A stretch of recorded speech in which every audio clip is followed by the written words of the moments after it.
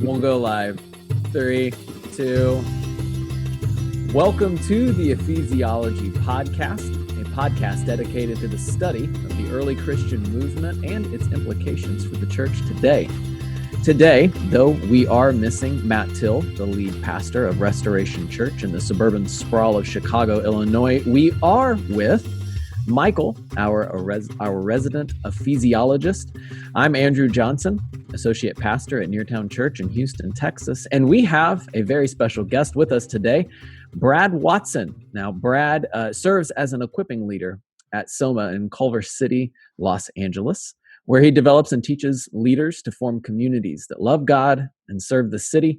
He is the author of multiple books, including Sent Together, How the Gospel Sends Leaders to Start Missional Communities, as well as 2, when I say Bible studies, it's over 2 different books of the Bible, one over Jonah and one on Ephesians. Brad, welcome. We are glad you are here. Yeah, thanks for having me. So for starters, for people who are not affiliated with you and only know what I just told them, who are you? And, give us a quick 1-minute rundown of Brad Watson and what you're doing. Yeah, 1 minute.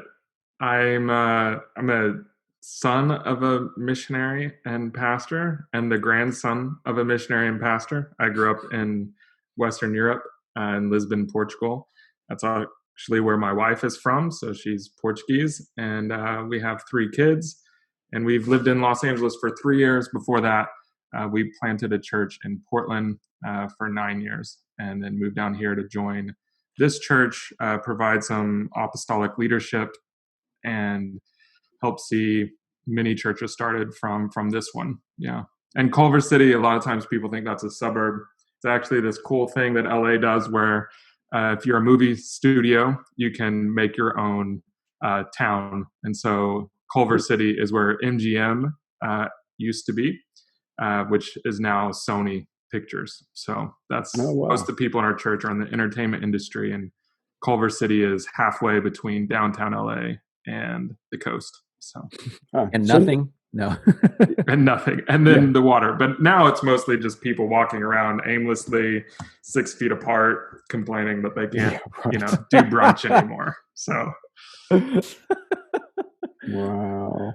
Well, Michael, what were you about to ask him? Well, so just before we came on the air, you were talking about your context there and the events, of course, surrounding this crisis that we're all experiencing. And you came on sharing with us not very good news for where you are. Tell us a little bit more about that.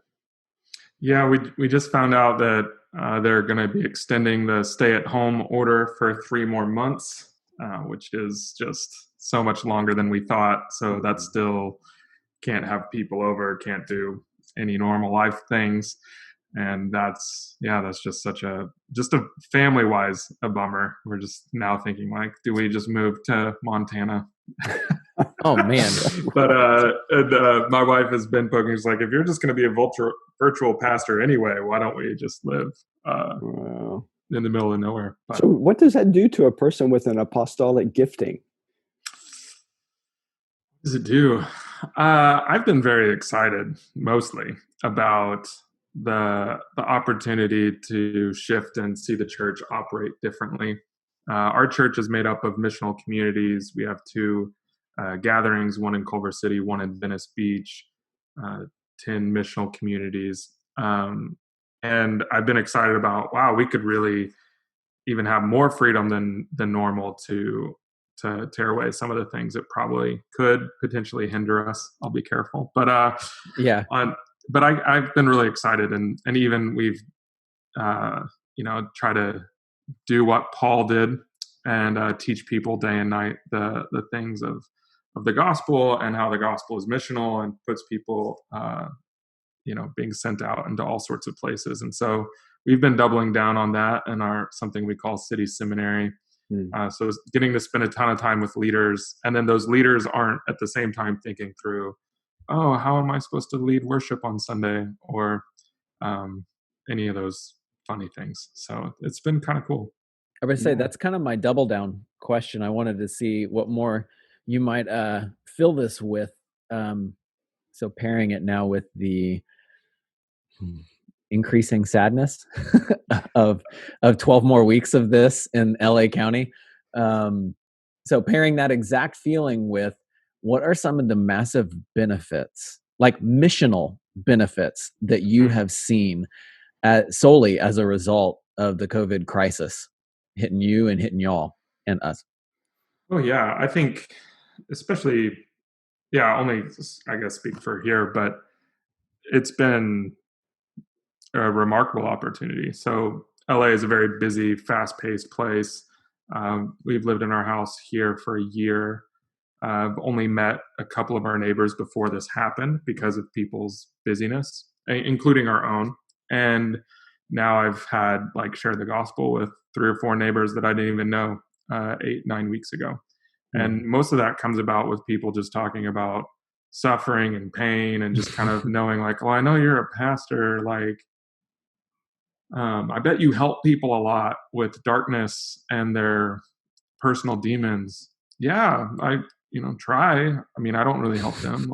I think Jesus does, and so I try to remind them about who Jesus is. Oh, what would you do if someone was suffering and their loneliness? How would you, and they're basically just asking people, can you tell the gospel to me? And so I see that a lot, as well as there's a huge, financial disparity in our city, where people live in poverty and wealth right up against each other. And seeing our church being able to care for needs, whether it's single moms who live outside, doing grocery shopping for them, taking care of people's bills. On the day that everything got shut down, I remember it vividly because I was going to watch the Lakers, but they. So sorry. Yeah, it was sad. But the bigger losses are my missional community. We have 8 families in it. Half of them lost their job just that day because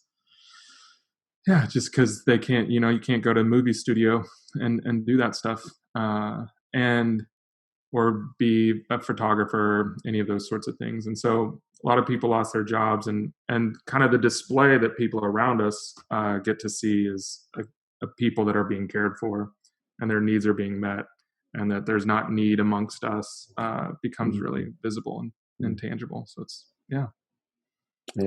that's neat. So how would you, I mean, leading into COVID, how would you describe where you guys were as a church? And have you been on kind of the same trajectory, or did you see that this was a blip in the road, but now you're back to kind of doing what the church was doing? Yeah, I think this year we were thinking through a lot about reestablishing, especially the Culver City group of missional communities, and we were looking to start a new gathering of our missional communities in the South Bay, which is the traditional beach cities of LA, Redondo and Hermosa, the ones people have heard of, surfing towns.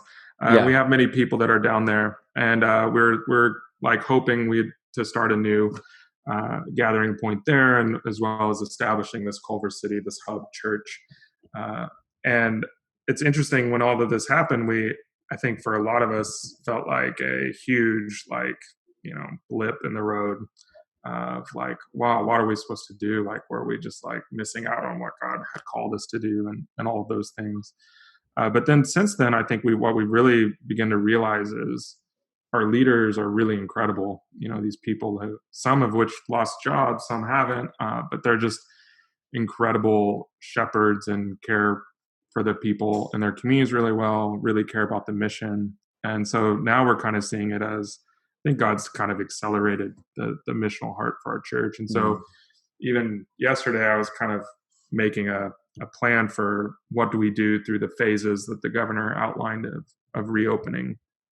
And the last phase for us was going to be, well, we're going to sit back and listen to the Holy Spirit on what he's actually done during this, because maybe there'll be new churches started or new communities started that are not even on the map. So let's not assume, oh, let's just we just want to wait until the governor says we can, and then we're going to meet like we always have. What if God's done something else in the time, in the cocoon time, I guess is what it feels like. Mm-hmm. Yeah. Yeah. Wow. But tell us, I'm curious, I don't know that much about your church there. Do you have a building? Are you seeing that impacted, if you do, by this pandemic? We don't have a building. You don't have a rent. building. No. So we actually, Isn't that, yeah. yeah. So, No, so I'm fascinated because, well, I'm not fascinated because you don't have a building. I'm fascinated because what you're describing are similar experiences that others are having that don't have a building. They haven't had this kind of albatross, if you will, hanging onto them. And it's been freeing, almost liberating, that they can now, not be concerned with all of the things that have to go on to keep that building maintained and right. functioning and utilized, and they go on. And gosh, it sounds like the Lord is blessing your missional communities, and so that's fantastic. Yeah, that's fascinating. Yeah, I haven't. It definitely feels freeing, even as we're not allowed to meet in our place indefinitely. Even we got notice, even a week before they shut things down, that they weren't going to let us meet there anymore.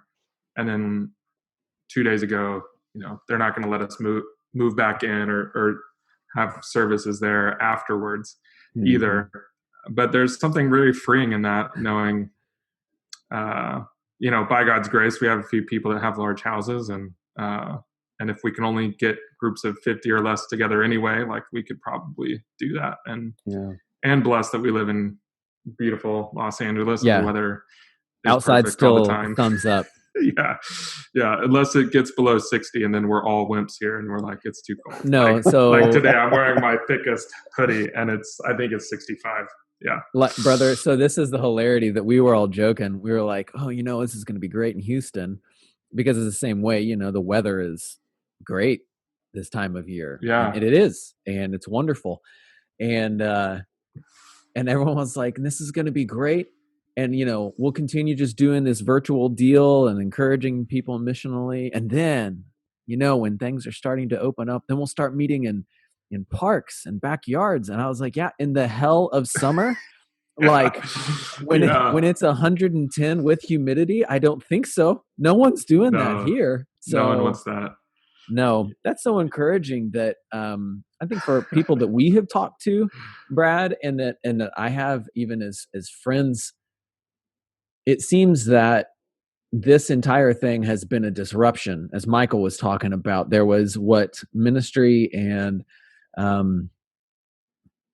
the way things were going in one direction. And then there's been this massive disruption, and people have been able to re-engage missionally. And it's encouraging to hear and talk to somebody who's like, well, we actually did kind of have a decent direction of where we wanted to go, but the disruption has only just brought a focus into that. It's helped streamline it. And so you guys weren't totally thrown for a loop. It seems like you guys were a little bit mobile. Am I hearing that right about kind of how you guys are going and where you're going? Yeah, I think so. I think it is. I think we're very mobile, or anti-fragile, if you will, in just terms of like, oh yeah, we can take these sort of knocks, because our church isn't really built around our Sunday thing, or getting people to come on Sundays. Though I would say that the temptation is, and has always been, that like, well, let's do Sunday really well if we're going to do Sunday. And then now it's like, oh, I don't have to put any energy into doing Sunday really well. Now we just put all of our energy into leadership development, is kind of what we've been doing.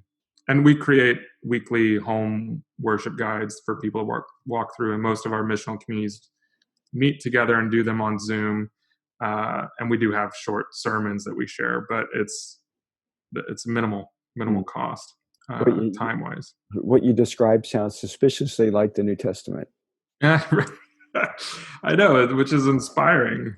Even for me, it's like, oh, this doesn't feel that terrible. It even feels like a relief. And I think even though, so our church has always been structured differently. The church in Portland that we planted was structured differently than the traditional church, more like the New Testament, hopefully. But there's always just this deep, at least for me, a temptation to compare myself to peers or what other people get to experience. And you're like, oh, it'd be cool to not, it'd be cool to just have a church office and a secretary, and all I need to do is prepare a sermon once a week and show up to a few meetings. That sounds like a really beautiful, wonderful life. And that's, I don't know if you're that into Eugene Peterson, but that's always been my Tarshish, like, oh yeah, the comfortable, beautiful life where you just sit around.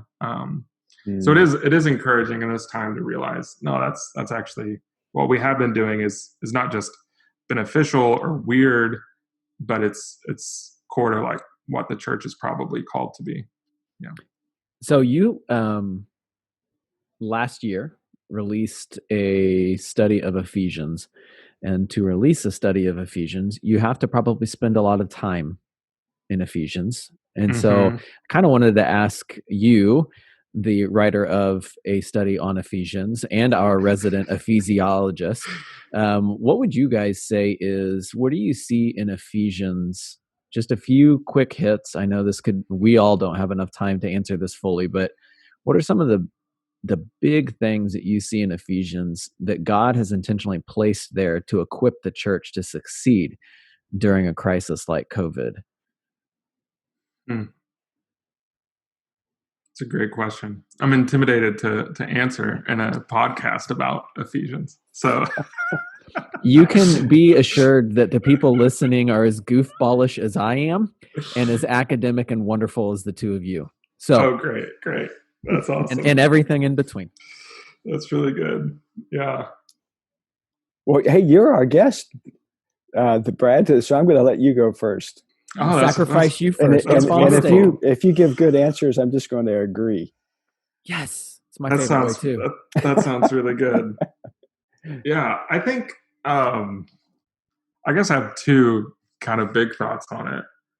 One is the case that Paul makes, especially in the first, I don't know, dozen or 2 dozen verses, about just the power of Christ and the overwhelming blessing that it is that Christ rose from the dead and who we are and all of this, remarkable stuff that we write on coffee mugs and all of that goodness.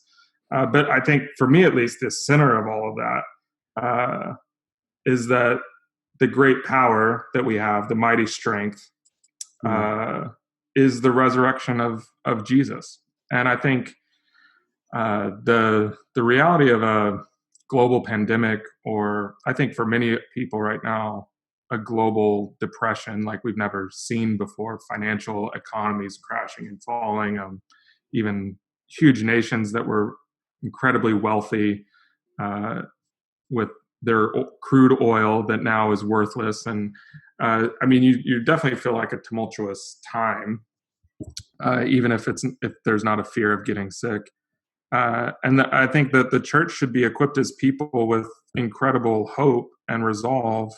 It's not blind or wishful thinking, but I think the letter of Ephesians just reminds us we've got the power to overcome death itself. So we can embrace anything and be people of incredible blessing and hope and love to those around us, because Jesus rose from the dead. And that power has been placed within us, and that the power of the Christian community is a resurrection power. I think, and hopefully, I'd love to see the church begin to believe that. I think that's one of the hindrances that we have now. I'm on a soapbox, but we're really like cross-centered culture, right?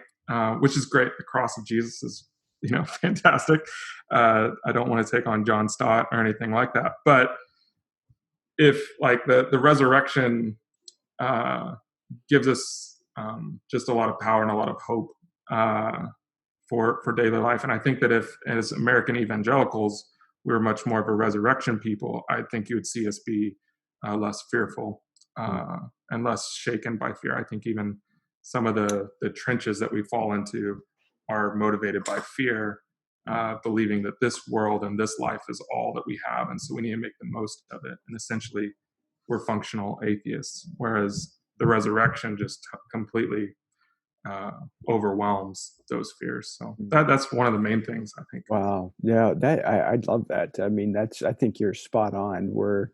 And I agree with you. The cross is absolutely essential, but so is the resurrection.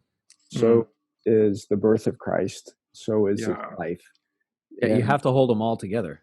Yeah. And there's such hope in all of that. And in times like we're in, I mean, it really is that resurrection hope that should be inspiring us in spite of the threat of death, in spite of whatever consequences might befall us in terms of potentially becoming ill.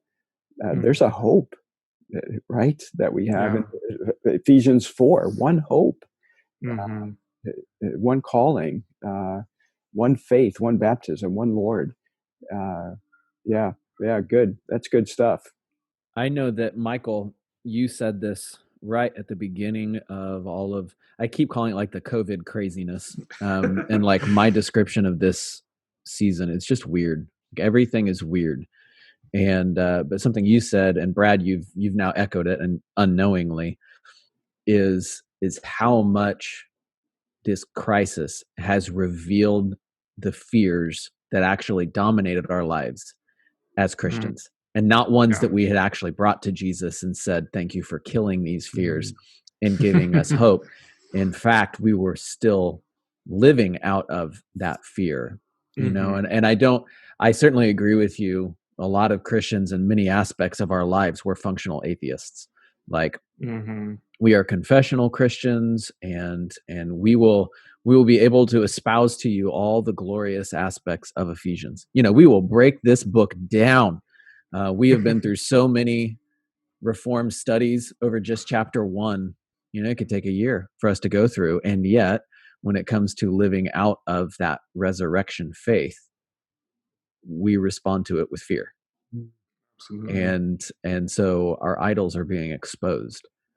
And I have been very encouraged by Michael's crying out of that truth. We've got to look into that hope that we have in Christ. We've got to look into this as resurrection people serving a resurrected Lord, and not people who actually are walking around like we're defeated. Totally. Yeah. So, which I think is what he means when he says, live a life worthy of the calling. You know, live a life worthy of this resurrection, of this calling to know the heights and the depths of God's love. This, to walk in the peace of Christ. And I think, if you can look at how we've been living and see, like, I don't know, if we've been living worthy of our calling. And I know that can get into a lot of feelings of guilt for people, which I hope it doesn't spur that on. I think what Paul is really more doing is coming alongside and urging us, like a brother who might call you and say, let's go hike the top of this mountain because it's glorious and the sunset will be incredible. And we can smell the fresh air, and it's just going to be this extraordinary life. Like, come. I think that's what he's saying. He's urging us to live a life that's just really worthy of the resurrection, because it truly is the best life. And so there's no guilt associated with that. It's just, I think he's beckoning us into something extraordinary that I think, like you're saying, we've just kind of settled for managing our fears or anxieties or managing church as usual or business as usual, which I think Jesus just has so much more for us than that. My phrase the last few weeks has been, I stole it obviously from C.S. Lewis, but we as individuals, we as churches, little c churches, and I think we as the big C church have been tried and found wanting during this season. But I appreciate your word is that let's not stay there. Let's not stay there and wallow in it, and let us Yeah. not say, oh, woe is us, but instead to say, yeah, that's an accurate verdict. And now what do we do? Yeah. How do we live into this? Yeah. Yeah. Yeah, as I think about that question that you asked a moment ago, Andrew, in terms of what does Ephesians teach us, or what might it show us in this time of crisis?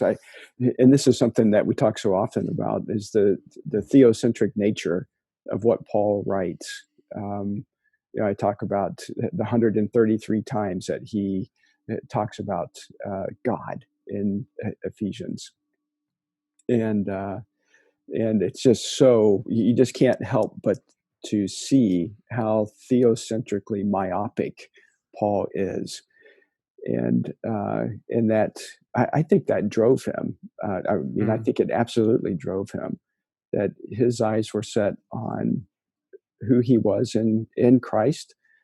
His eyes were set on the mission that was before him, and he inspired others to join with him, in spite of the hardship and the suffering that they might go through. But I think it's that having our eyes off of ourself that I love in what Paul is writing, and fixing our eyes on what it was that God did. He's the one that has given you every spiritual blessing. He's the one who has adopted you. He's the one who has chosen you. He's predestined you for this wonderful mission of joining with him, to unite all things in Christ. And so it's really, in Paul's mind, it's all about God, and taking our attention off of ourselves and understanding that he is something greater. And as we focus on him, then these other things become distractions, or they could potentially become distractions if we don't focus on him. Yeah. And as we are focusing on him, when we walk through a crisis like we're walking through, it becomes an opportunity to continue on God's mission, because that hasn't changed. Before COVID-19, we had the same mission. While we're in COVID-19, we're on that same mission, and that mission will be the same once we get on the other side of this crisis. Absolutely. 3 months, 6 months, whenever it is lifted. Yeah, right. Yeah. Well, we don't expect to be able to meet in groups without restrictions for over a year. So I think but I think I take such deep encouragement from the fact that the mission of God hasn't changed. Amen. And I think that if you're looking at your church or even your own life and you're like, oh yeah, I can't do mission right now, I think then what mission did you have? Yeah, what mission were you participating in? Because I just take so much encouragement from the fact that the church globally, even now and before COVID, mission was going forward in places where there were all sorts of obstacles, financial, medical, basic infrastructure, yet the gospel is continuing to move forward. All through history, that's happened. And I think what we see right now is, for the first time, that the church in America is actually suffering collectively in a way that we hadn't before. It almost kind of reminds me of, like, we're sharing a common grief for an extended period of time that we can't just get over. And I think that's that the mission can move forward, and it will. Yeah, absolutely. Absolutely. And you wonder, and I mean, this isn't probably the place to talk about it, but I'll just pitch it out there and see if anybody takes a swing at it. But you wonder if, the pain that we're feeling, the suffering, the grief that we're feeling, this sense of hardship of what we're going through, if that might not be as much of a result of not only COVID and the devastation that it's taking on, and the disruption that it's having in our lives, but could it also be an indication that we've lost our focus on who God is and what his mission is? That the things that we're really suffering about are the things that God is showing us, you know what, you don't really need these things. Well, we can take this on, I mean, those Michael. idols that Yeah. you're talking about, Andrew. Well, because what is a refining fire? A refining fire takes away the impurities. When that dross comes to the surface, it has to get cleaned away. Mm-hmm. And I wonder how much of what we considered mission, what we considered valuable, what we considered good ministry was actually dross. Mm-hmm. And the refining fire on the church in America, again, not going to throw barbs globally. That's not fair. I'm not there. I'm here. And I know that we've got a lot of dross.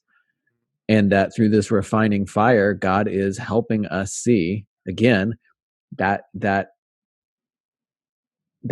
myopic focus straight on to God, that theocentric myopathy is a good thing, and we need it. And we've got to pull away those other things that are keeping us from Him and keeping us from that mission and distracting us from what is good, what is whole, what is life-giving, what is right and proper for resurrection people serving a resurrection Lord. Like, it's there. Mm-hmm. Brad, my question to you, again, you can only answer in your own context, even though you're very well connected kind of in the Northwest area and throughout the nation.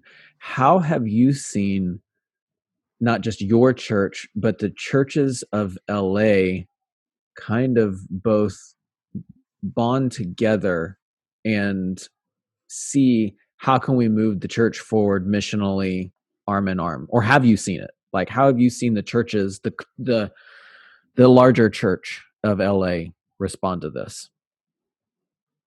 Yeah, it's a great question. I think there's been a few ways. There was this big movement around Easter for people to share their stories on Instagram. It became even, I think, a national, international thing that was led by one of the churches here in our city, Reality LA, which is a great church. And then I think, beyond that, I think it's pastors are getting on the phone a lot more than they ever have before. Leadership teams getting on the phone with each other, talking about how they're doing and what's going on with them and checking in on them in that way. I have, just outside of LA, I've heard some remarkable stories. Yesterday, I was talking to 3 churches in Japan who are all part of the similar movement as our church, and they've been in relationship with each other for a long time, these 3 different churches. And now, because of COVID-19, they've decided to just, why don't we do the same liturgy all together, and why don't our musicians write songs together? Why doesn't our leadership development all become the same thing? Which I think is unbelievable, especially in Japan, a place where such a tiny percentage of people believe in Jesus. And even heard stories of there's a church in LA, one of the connections that I have with Japan, has sent 2 different people, families, to Japan during this crisis, which Really? is unbelievable. Yeah, who moved there in March and in April to be part of these churches and help lead them. And I think that's just, I guess, a picture of the resurrection hope, and hopefully the church giving itself to others. One of the things that we think about a lot is and I think in crisis, you begin to realize what churches are good at. Like, I know that happened during the hurricane in Houston. You realize, Yes, well, sir. this church has a huge building, and this church has a bunch of volunteers, and this, and you begin to piece together if our city's in crisis, so why don't we all do what we're good at instead of everyone doing their own thing? Which is, I just think that's a beautiful picture. Yeah. Man, that's so encouraging. Do you are you more hopeful for what God is doing right now in LA as a result of this? Are you more hopeful for what He's doing in other churches? Oh, yeah, absolutely. Yeah, I think for years, you pray for the idols to come down, right? Like in a city as well. Like Los Angeles is I don't know, the poster child for materialism, for injustice, for a hurried life that just gets spent without you being aware of it. People super prideful and overconfident, and to see just in the course of a few days the whole city come to its knees in one way or another, mostly not crying out to God, but at least they're aware that the other things that they're putting their hope in aren't really going to do it. So I think that to me has been very exciting. And I think that those moments of fear and anxiety that our cities faced will not disappear when things open up again. That kind of moment, I think, stays with you.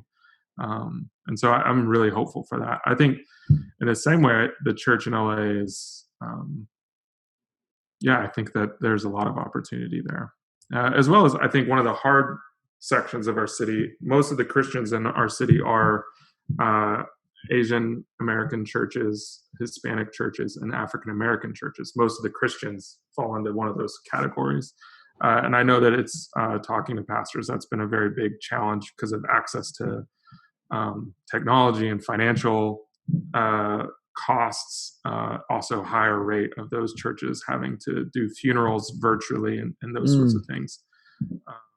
And I hope I hope that in that suffering, there's a bonding and a greater unity as well. Mm-hmm. Yeah. Any sense of how those churches are doing through this time? Yeah, I've heard a lot of just great stories of people trying to give tablets or iPhones to people who don't have access to them. I think also what I've heard through, especially in Hispanic churches that I'm connected with, just the old-fashioned prayer chain of someone calling someone, then they have to call another person, they have to call another person to check in and to care for each other. And I think too, you can get, we could go deep into the theology born out of a marginal community, but a church community that's used to suffering, I think has a lot more courage because they know that God dwells with them in the suffering. And so they know that there's no suffering that's too big for God to not meet them in. And so I hear about those churches excelling in ways that us mostly Anglo churches do not. So, so like in our church, this is, people have never faced financial uncertainty before. So it's shocking. But for others, it's like, no, we always face financial uncertainty. Yeah. So, and we always trust God. So there you go. Yeah.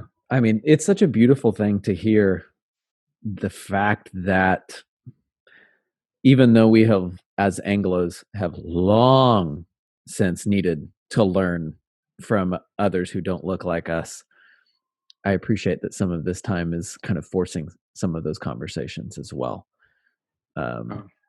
Because we were under the false assumption that we were superior.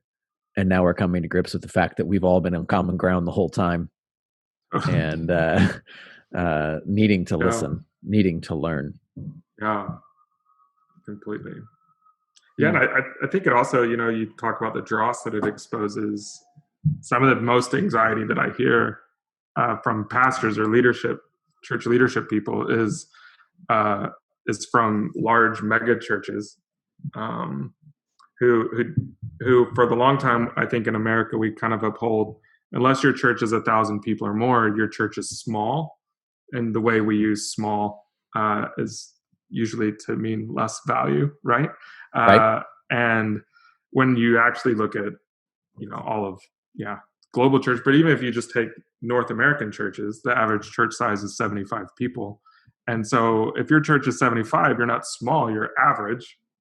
But I think what I see a lot is these average sized churches of 75 people or so are actually doing really well because of the relational connection, the care for needs, and the access. But then I think larger churches are having to spend thousands of man hours to try to keep connected these other people, and then track YouTube views, and watch the views go down as this continues, and watch people's engagement disappear after 6 minutes, and all of that stuff could fill you with anxiety unless you know you're 75 people and you're actually a pastor of a flock on a team instead of an executive production board. So wow, that's that'll that's preach. Your churches, I don't know. I'm sorry. No. Yeah, no, that's.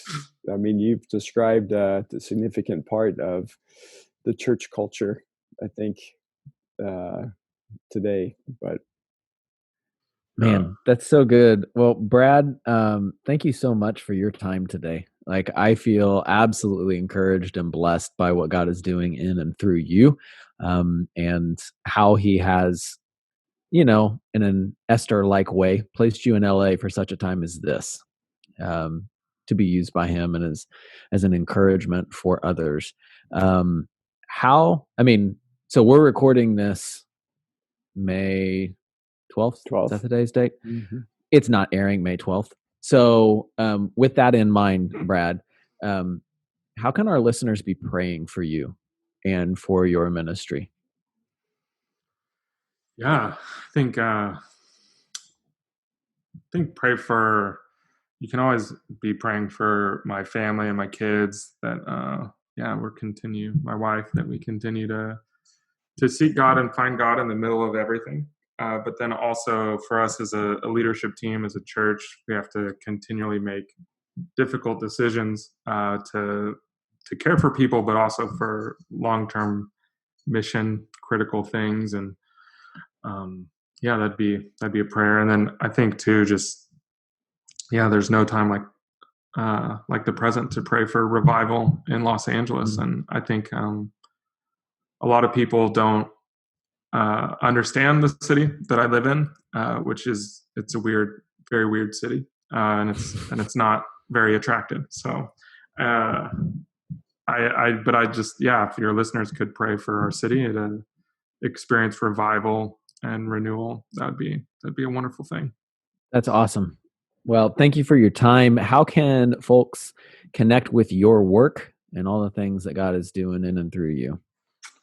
Yeah, you can connect. Saturatetheworld.com is a great place to connect to things that I write or my podcast.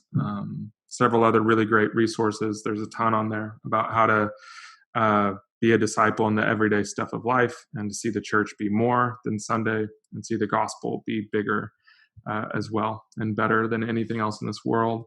So that's saturatetheworld.com. You can also follow me on Twitter. If you're into those tweets, it's Brad A. Watson is my Twitter handle. So, and if you love Laker content and LeBron content, then go follow him on Twitter. And if you want to pick a fight like I do with Brad occasionally regarding the NBA, please do. It's lively content. It's the best when you see like pure golden heart of God missional communities content that's just in line with everything that you've read from Jeff Vanderstelt and everything that God is doing in the Saturate community, followed by a tweet about LeBron that just, if you are, I don't want to say anti-LeBron, because LeBron is a human. I am not against this human. I'm a Pacers fan. So I'm not a LeBron fan. And so, it's what Twitter is good for, is that interaction with others. And a good exchange of ideas. It is a good exchange of ideas, yeah. Some good, some ill. But again, thank you so much, Brad. We've been glad to have you. We invite you, our listeners, to be a part of this growing Ephesiology global community. Whether you're an academic, a pastor, a church planter, a leader, a mentor, or a spirit-filled Christ follower with a desire for God's mission in the world, no matter where you are, we have a seat at the table for you. So 3 easy ways you can be a part of the Ephesiology community. Subscribe to the Ephesiology podcast in whatever your pod loader is, and leave us 5-star rating and review. You can go over to ephesiology.com and sign up for our free exclusive content delivered from us into your email. No, we are not going to spam you. And then join the ongoing conversation on our Facebook page by by searching Ephesiology. So for Matt, Michael, and myself, and Brad, thanks for doing theology in community with us today on the Ephesiology podcast.